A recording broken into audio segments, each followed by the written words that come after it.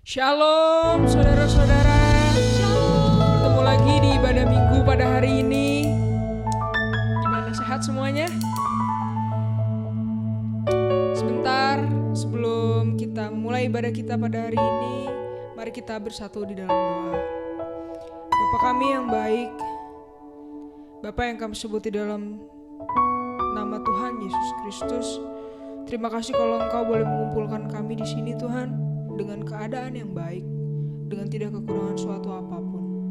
Terima kasih atas fasilitas-fasilitas yang boleh kami dapatkan hingga saat ini.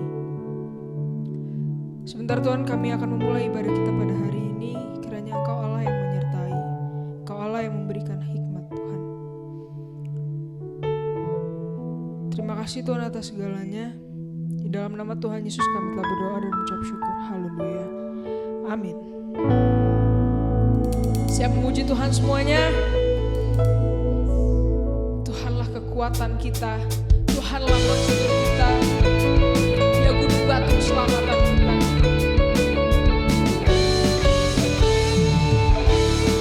Haleluya. Tuhanlah kekuatan Mazmurku, Dia gunung batu, Dia gunung batu dan keselamatanku. hanya padamu hatiku percaya. Kaulah menara dan kota perlindungan. Ku mau selalu bersyukur, Amin. Sebab cintamu padaku takkan pernah berubah. Hatiku percaya, walau bumi bergoncang, gunung-gunung beranjak, namun kasih setiamu tak pergi dariku. Kita naikkan pujian ini sekali lagi. Tuhanlah kekuatan kita, Mazmur kita. Tuhanlah kekuatan dan Mazmurku, Dia gunung batu Dia gunung batu dan keselamatanku. hanya padamu Hatiku percaya, Kaulah menara dan kota perlindungan. Ku mau selalu bersyukur, sebab cintamu padaku takkan pernah berubah Tuhan. Hatiku percaya, walau bumi bergoncang, gunung-gunung beranjak, namun kasih setiamu tak pergi dariku.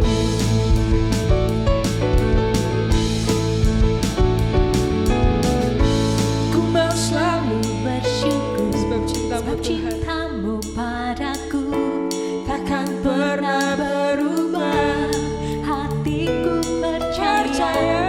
Walau bumi bergoncang, Gunung-gunung beranjak, namun kasih setiamu tak pergi dariku. Ku mau selalu bersyukur, sebab cintamu padaku takkan pernah berubah. Hatiku percaya, walau bumi bergoncang, amin. Gunung-gunung beranjak, namun kasih setiamu tak pergi dariku. Kasih setiamu, tak pergi dariku. oh kasih setiamu tak pergi dariku. Haleluya.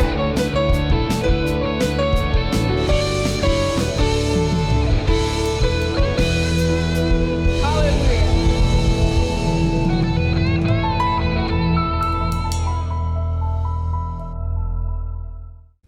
Mari kita siapkan hati kita menyambut firman Tuhan dengan penuh kerinduan akan hadirat Tuhan.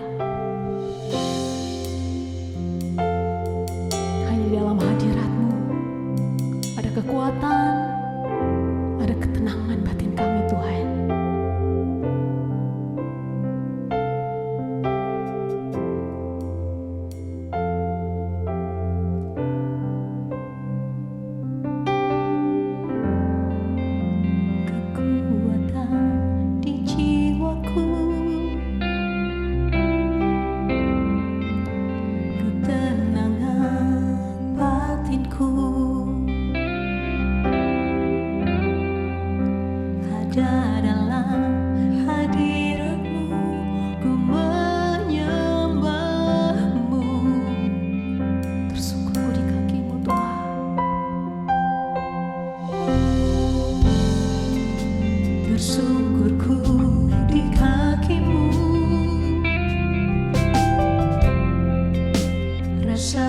hadirat-Mu.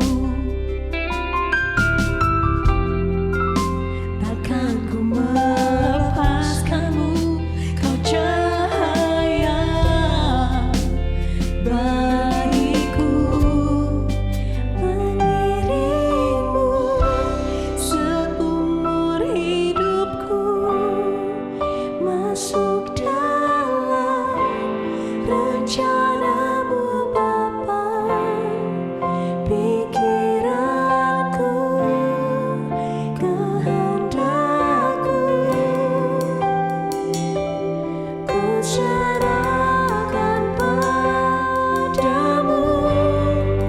Harapanku hanya di dalam-Mu. Ku kan teguh bersama-Mu Tuhan.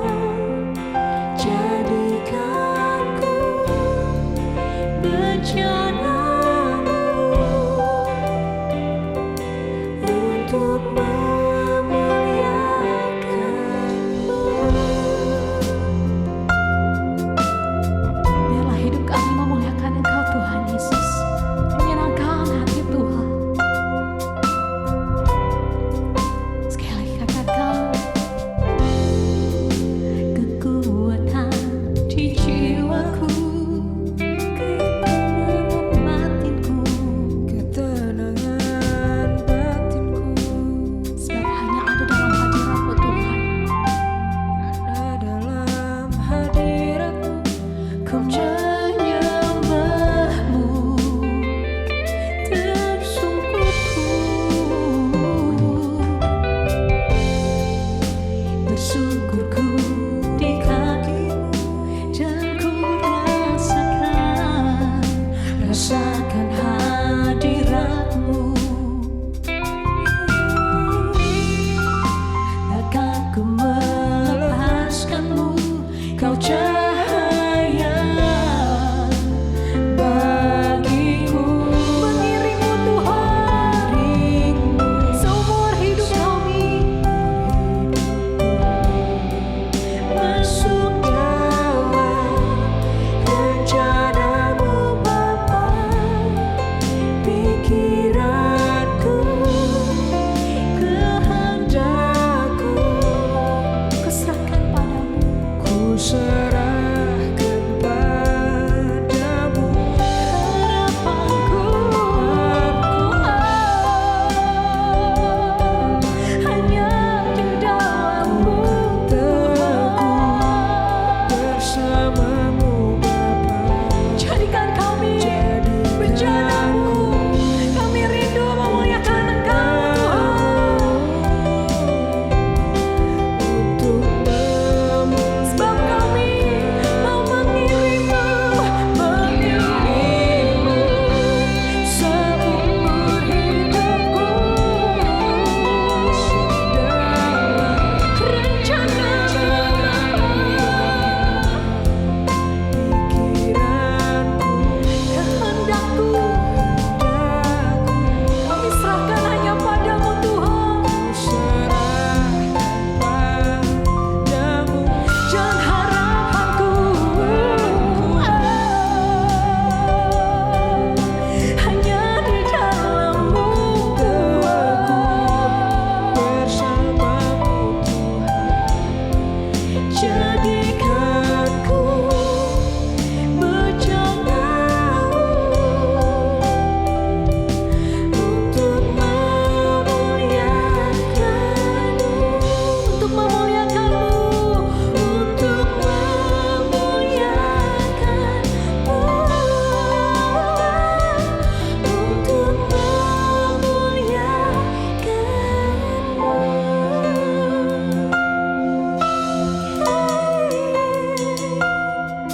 Segenap hidup kami.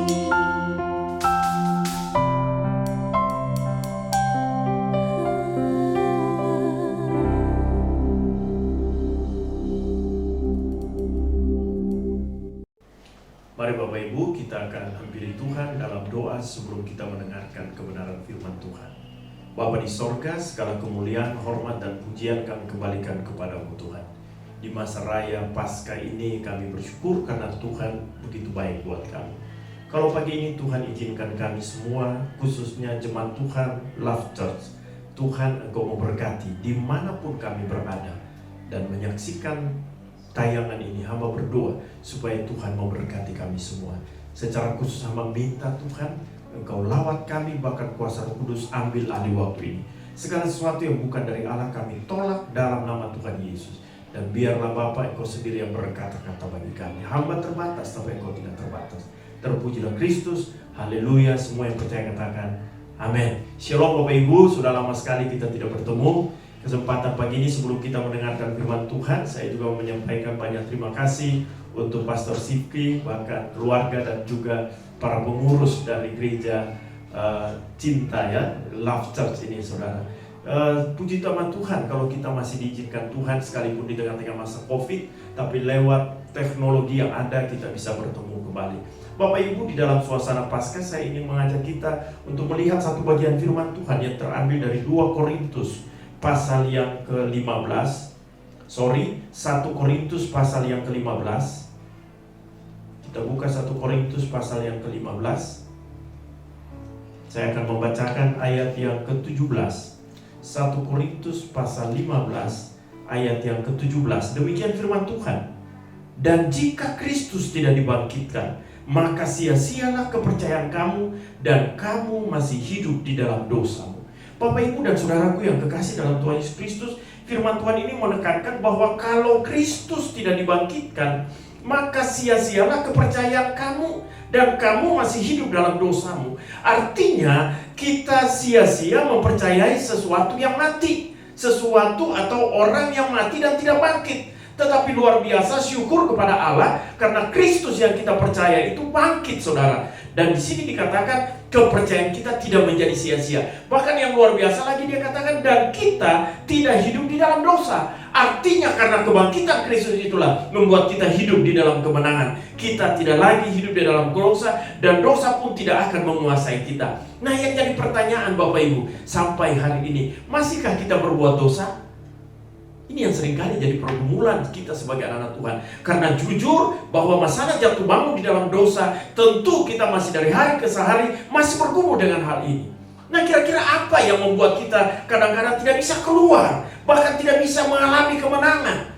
Di mana ada banyak orang Kristen yang jatuh bangun terus dari dosa yang sama ke dosa yang lain, dari satu dosa ke dosa yang lain. Nah pagi hari ini yang ingin saya mengajak kita sama-sama, mari kita melihat ada beberapa hal yang saya lihat di sini yang membuat kita sebetulnya terikat di dalam dosa. Nah Bapak Ibu dan Saudara, mengapa sampai kita tidak mengalami kemenangan itu? Nah yang pertama saya melihat, kita baca dari Injil Lukas. Lukas pasal yang ke-24.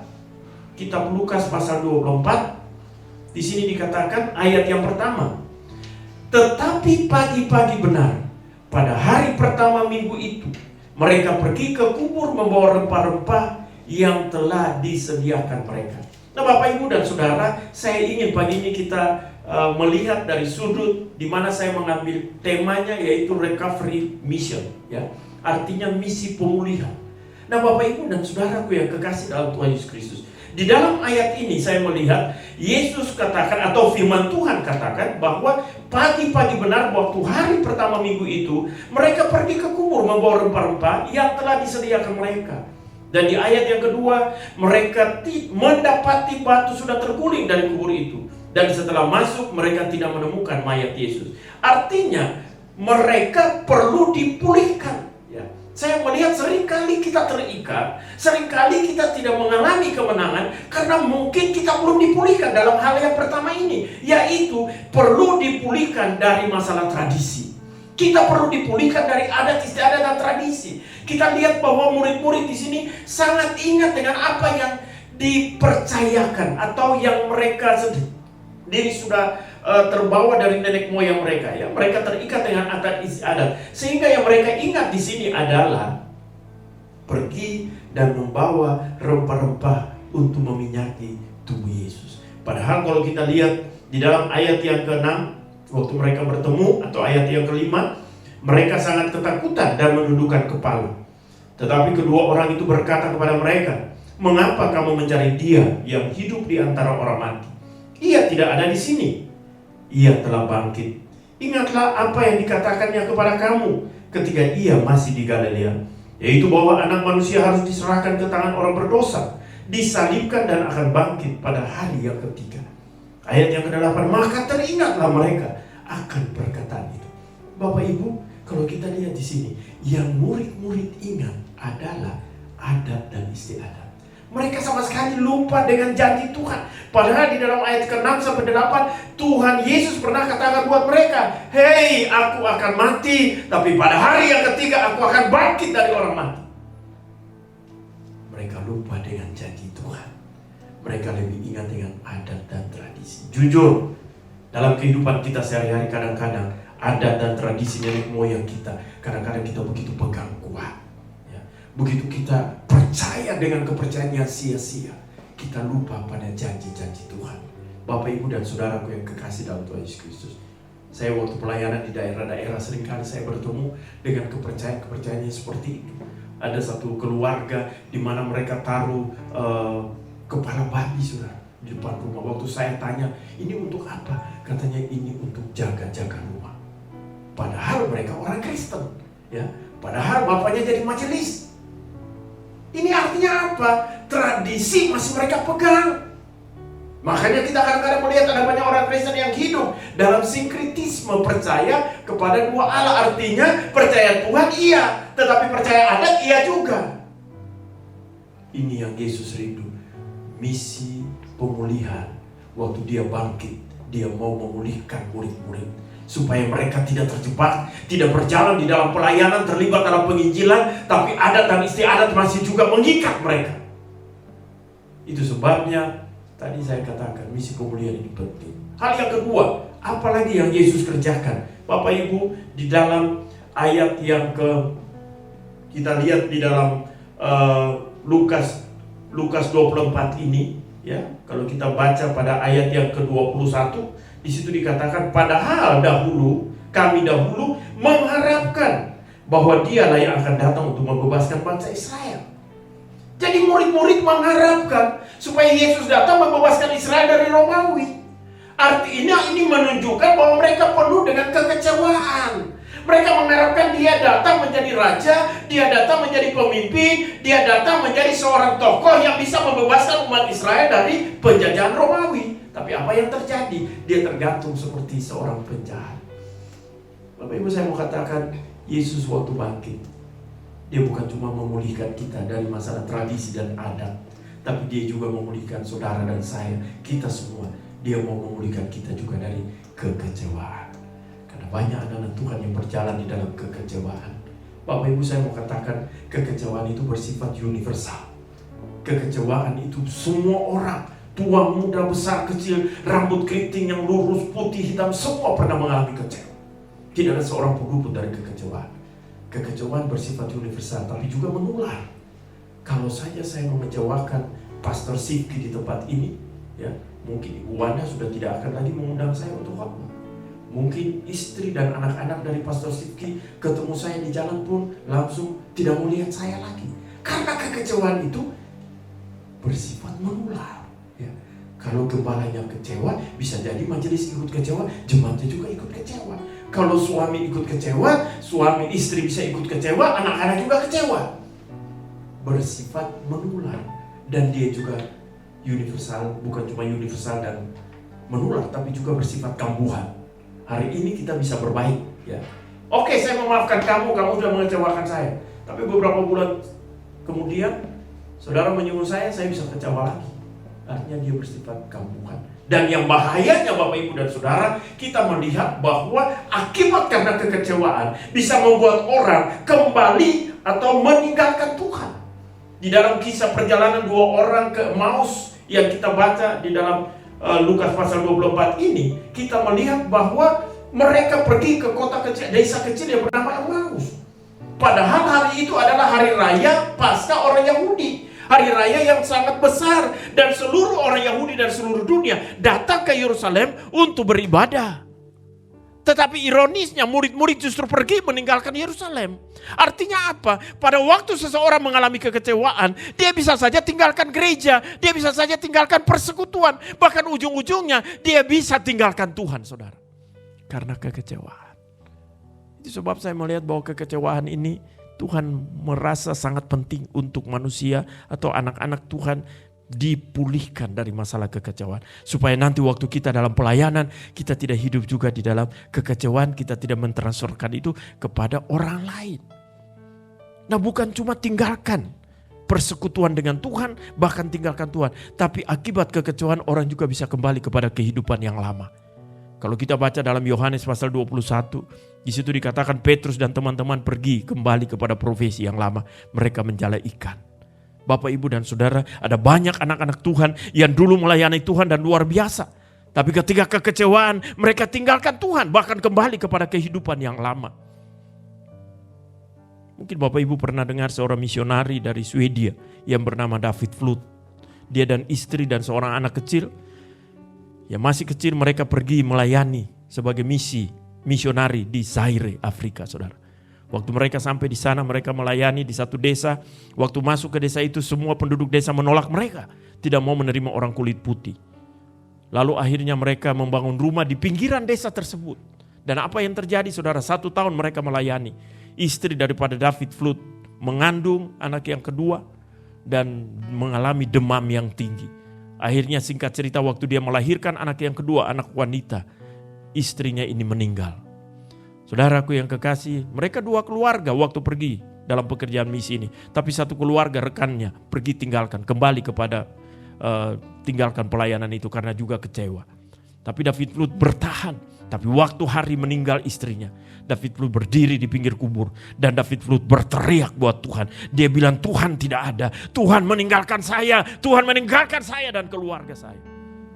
Bapak, Ibu, dan Saudara, singkat cerita, David Flut kembali ke Swedia di dalam kekecewaan. Anak gadis yang baru lahir dia serahkan untuk orang lain, rekan pelayanan.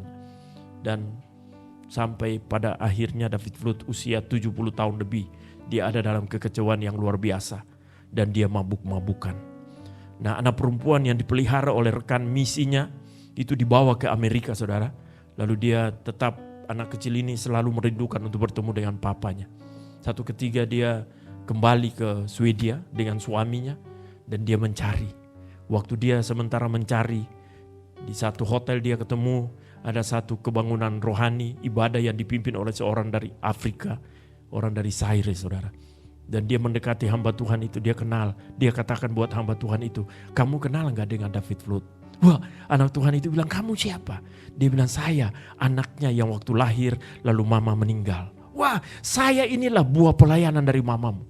Rupanya waktu di dalam hutan tidak ada satu orang pun yang datang, tapi ada satu anak kecil yang setiap hari teman dari anaknya. Anak itulah dididik oleh istri dari David Flut. Dan singkat cerita, dia menjadi pengkhotbah dan hari-hari itu Zaire lagi mengalami kebangunan rohani di mana Tuhan memakai anak muda ini. Akhirnya singkat cerita Bapak Ibu, si wanita anak dari David Flut mencari David Flut. Waktu bertemu dengan David Flut tidak mau mendengar nama Tuhan.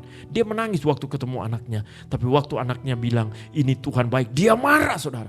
David Flut sudah kena diabetes, matanya udah buta, sudah tua, mabuk-mabukan, saudara, kecewa dengan Tuhan. Tapi di hari-hari terakhir itu, waktu anak muda anaknya perempuan katakan bahwa hari ini di Zaire sementara mengalami kebangunan rohani. Dan kebangunan rohani itu hasil dari buah pelayanan mama dan papa. Di situ David Flut menangis, saudara. Dia menangis dan dia bertobat. Dan beberapa waktu kemudian David Flut meninggal. Bapak, Ibu, dan Saudara, kadang-kadang hari ini sesuatu yang kita kerjakan, kita mengalami kekecewaan. Di dalam pekerjaan Tuhan bisa juga kita mengalami kekecewaan yang bahkan barangkali membuat kita kembali kepada kehidupan yang lama. Tapi saya mau katakan pagi ini firman Tuhan bilang, aku sekali-kali tidak meninggalkan engkau. Dan aku sekali-kali tidak melupakan engkau.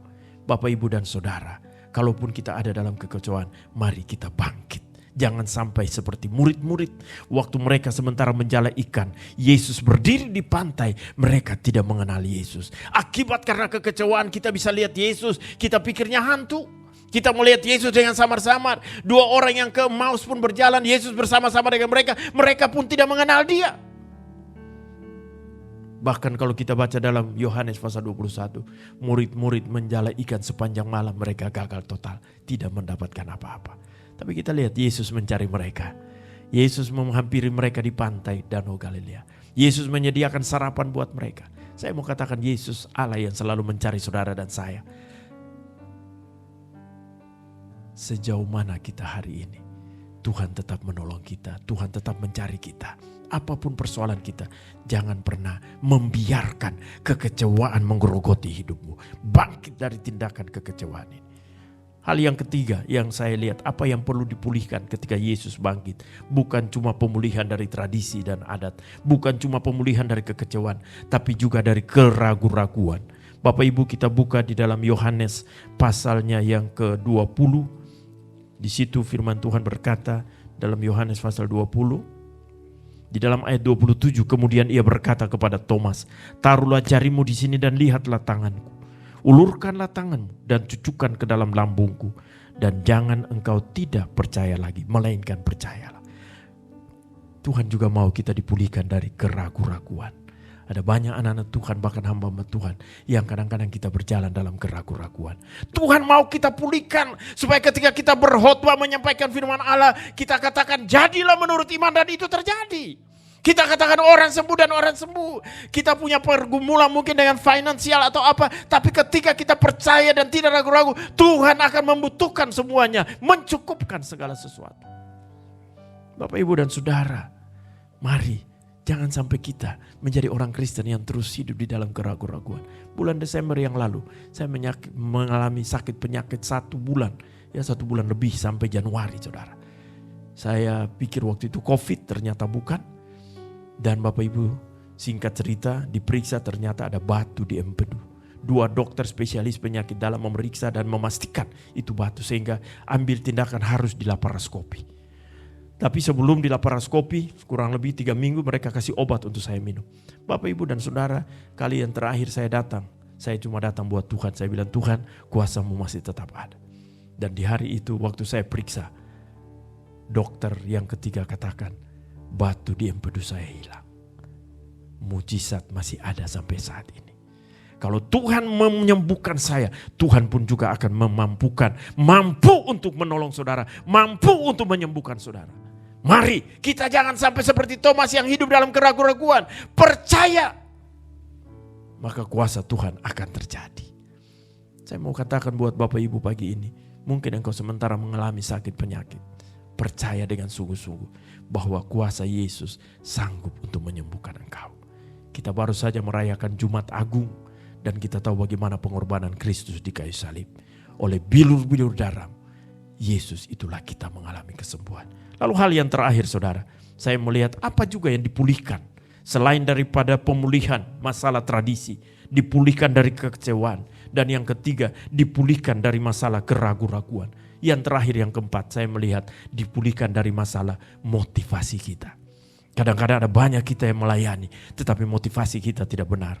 Coba kita lihat di dalam Yohanes pasal 21, di situ Tuhan katakan buat Petrus, Simon anak Yohanes, apakah engkau mengasihi aku lebih daripada mereka ini? Jawab Petrus kepadanya, benar Tuhan, engkau tahu bahwa aku mengasihi engkau. Kata Yesus kepadanya, gembalakanlah domba-dombaku. Sampai 3 kali Tuhan menanyakan Petrus. Ini sebetulnya menunjukkan bahwa dia mau kita melayani dia di atas dasar kasih yang sesungguhnya. Di atas dasar kasih yang sesungguhnya. Jadi bukan motivasi yang lain. Kalau kita bermain musik, bukan karena jadwal. Kalau kita melayani sebagai singers 2L, bukan karena jadwal. Kalau kita melayani khotbah bukan karena sekedar panggilan, undangan dan yang lain-lain. Tapi yang Tuhan mau kita melayani atas dasar kasih yang sesungguhnya. Karena Kristus sudah mengasihi kita, kita juga harus mengasihi apa yang Tuhan percayakan buat kita. Jiwa-jiwa yang ada dan yang lain. Dan Tuhan mau kita mengasihi dia tanpa ada embel-embel yang lain. Dia meluruskan motivasi daripada Simon Petrus. Apakah melayani di atas dasar kasih? Pagi ini satu pertanyaan buat kita semua. Jemaat Tuhan yang hadir mungkin dari rumah ke rumah, dari tempat mana saja, Love Church ini. Satu pertanyaan, apakah engkau melayani Tuhan? Apakah engkau mengikuti Tuhan di atas dasar kasih? Atau ada motivasi-motivasi yang lain? Tuhan mau di hari Paskah ini, dalam suasana Paskah, kita dipulihkan juga masalah motivasi kita. Bahkan waktu Yesus sebelum terangkat ke sorga, kita melihat di situ juga mereka terbengong-bengong di dalam Kisah Rasul 1 ayat 10. Ketika mereka menatap ke langit waktu ia naik itu. Tiba-tiba berdiri 2 orang malaikat yang berpakaian putih dekat mereka dan berkata kepada mereka, "Hai orang-orang Galilea, mengapakah kamu berdiri melihat ke langit? Yesus ini yang terangkat ke sorga meninggalkan kamu akan datang kembali dengan cara yang sama seperti kamu melihat dia naik ke sorga." Tuhan juga mau kita tidak terikat ataupun motivasi kita murni, kita tidak mengejar yang namanya fenomena-fenomena. Ada banyak gereja-gereja Tuhan, khususnya kalau gereja karismatik yang begitu kadang-kadang ada banyak yang senang kalau didoain lalu jatuh. Saudara, jatuh kalau memang itu pengurapan Tuhan, puji Tuhan. Tapi jatuh itu sendiri tidak membuat engkau bertumbuh dalam rohani. Jadi mari pagi ini luruskan motivasi kita. Waktu kita ikut Tuhan, apakah benar-benar di atas dasar kasih? Bapak, Ibu, dan saudaraku yang kasih dalam Tuhan Yesus Kristus. 4 poin pagi ini yang sudah kita dengar. Di tengah-tengah tema yang tadi saya berikan. Recovery mission. Misi pemulihan yang Tuhan bawa buat kita semua. Waktu dia bangkit, bukan cuma dia datang untuk menyelamatkan, untuk mendamaikan dunia, tapi juga untuk memulihkan murid-murid. Itu sebabnya selama 40 hari dia menampakkan diri kepada mereka dan dia memulihkan keadaan mereka. Yang pertama, dipulihkan dari tradisi. Pagi ini sebelum saya berdoa, kalau saudara masih terikat dengan tradisi, pergi kuburan, bicara-bicara dan segala macam, ini terikat dengan tradisi. Saudara, pulihkan, minta Tuhan memulihkan engkau. Yang kedua, mungkin pagi ini engkau hadir, engkau mendengarkan tayangan ini, engkau kecewa dengan gembalamu, engkau kecewa dengan suamimu, engkau kecewa dengan istrimu, engkau kecewa dengan pacarmu, engkau kecewa dengan kakak, adik, bahkan orang tuamu, engkau kecewa dengan pemimpinmu di tempat pekerjaan, engkau kecewa dengan jemaat. Saya mau katakan, mari letakkan itu semua di kaki Tuhan. Jangan memelihara kekecewaan. Berikan hatimu untuk Tuhan. Sakit bagaimanapun sakitnya, katakan, Tuhan pagi ini pulihkan aku Tuhan. Pulihkan aku Tuhan. Jangan tinggalkan aku Bapa. Lalu yang ketiga, Tuhan juga mau kita dipulihkan dari keraguan-raguan. Mungkin engkau sudah ikut Tuhan dan engkau lihat kau janji-janji belum tergenapi. Engkau menjadi ragu, engkau mencari goyah. Pagi ini saya mau katakan, jangan ragu. Dia katakan, aku sekali-kali tidak meninggalkan engkau dan aku sekali-kali tidak melupakan engkau. Lalu hal yang terakhir, luruskan motivasi kita di dalam ikut Tuhan. Jangan kita ikut Tuhan karena ada embel-embel yang lain. Biarlah dasar kasih. Kita melayani, kita ikut Tuhan karena kita mengasihi Dia. Mari kita berdoa. Bapa di sorga, kami bersyukur untuk pagi ini kebenaran firman Tuhan yang sudah kami dengar.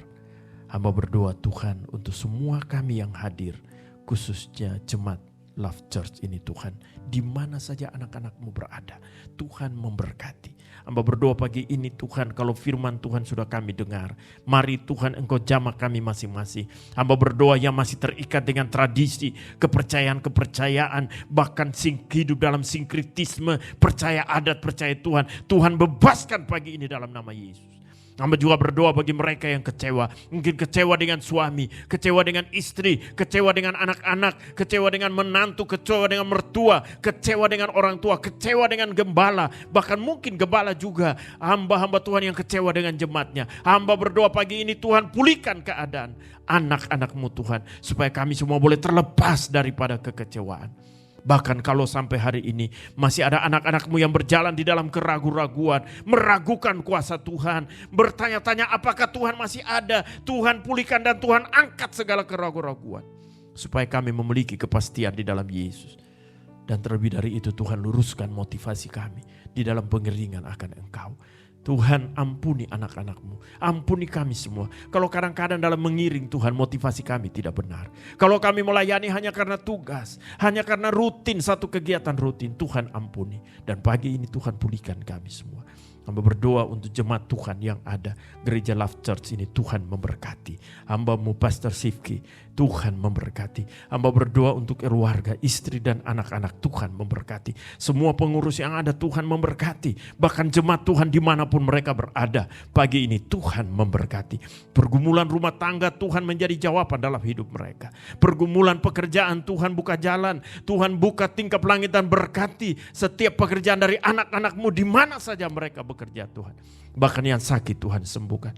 Kami berdoa secara khusus untuk Ibu Gembala Tuhan. Ibu Eni Tuhan, Engkau letakkan tangan kasih-Mu Tuhan. Di tempat bagian tubuh yang sakit. Mari Tuhan Engkau jamah. Biar oleh bilur-bilur kuasa darah Yesus dia mengalami kesembuhan. Kalau Tuhan menyembuhkan hamba daripada batu empedu. Tuhan bisa menghilangkan, mengangkat batu itu. Maka tidak ada yang mustahil bagi Tuhan. Ibu Eni pun boleh dijamah Tuhan oleh tangan-Mu yang berlomba paku di dalam nama Yesus. Terima kasih Tuhan.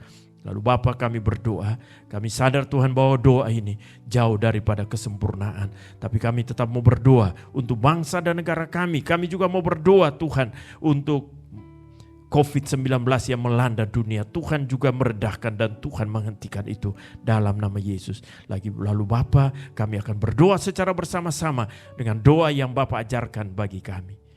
Bapa kami yang di sorga, dikuduskanlah namamu, datanglah kerajaan-Mu, jadilah kehendak-Mu, di bumi seperti di sorga. Berikanlah kami pada hari ini makanan kami yang secukupnya, dan ampunilah kami akan kesalahan kami, seperti kami juga mengampuni orang yang bersalah kepada kami. Dan janganlah membawa kami ke dalam pencobaan, tetapi lepaskanlah kami daripada yang jahat, karena Engkaulah yang punya kerajaan dan kuasa dan kemuliaan sampai selama-lamanya. Amin. Puji nama Tuhan Bapak Ibu, kita sudah sama-sama mendengarkan kebenaran firman Tuhan dan tiba saatnya kita akan berpisah, kita akan mengakhiri ibadah ini. Itu sebabnya mari sama-sama saya mengajak Bapak Ibu untuk sekali lagi kita menghampiri Tuhan di dalam doa berkat Tuhan. Mari kita berdoa, arahkanlah hatimu kepada Tuhan, angkatlah kedua tanganmu dan terimalah berkat Tuhan. Bapa terima kasih, Tuhan sudah memimpin ibadah ini dari permulaan sampai akhir.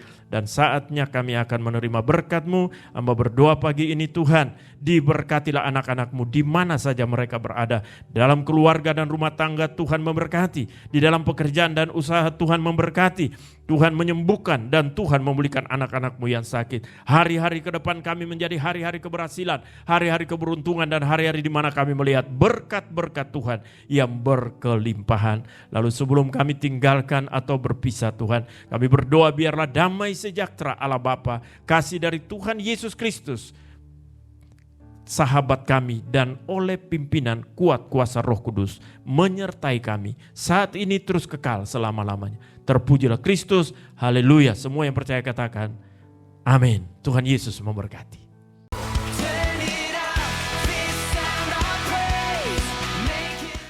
Visi gereja kami menjadi keluarga besar yang disukai semua orang untuk Tuhan menempatkan jiwa-jiwa yang diselamatkan. Misi, membangun dan melayani pelatihan-pelatihan untuk memperlengkapi orang-orang kudus bagi pembangunan tubuh Kristus. Membangun sistem pengelolaan gereja yang profesional dan transparan, menginisiasi dan melaksanakan program-program misi sebagai wujud kontribusi bagi kesejahteraan bangsa. Love Church beralamat di Gedung Geraha Surya Lantai 5, Jalan Setiabudi Selatan Kafling 9, Taman Perkantoran Kuningan, Jakarta Selatan. Program Charity Love Church Care Christ Run on Earth dilakukan setiap bulan dari tanggal 1 sampai 7.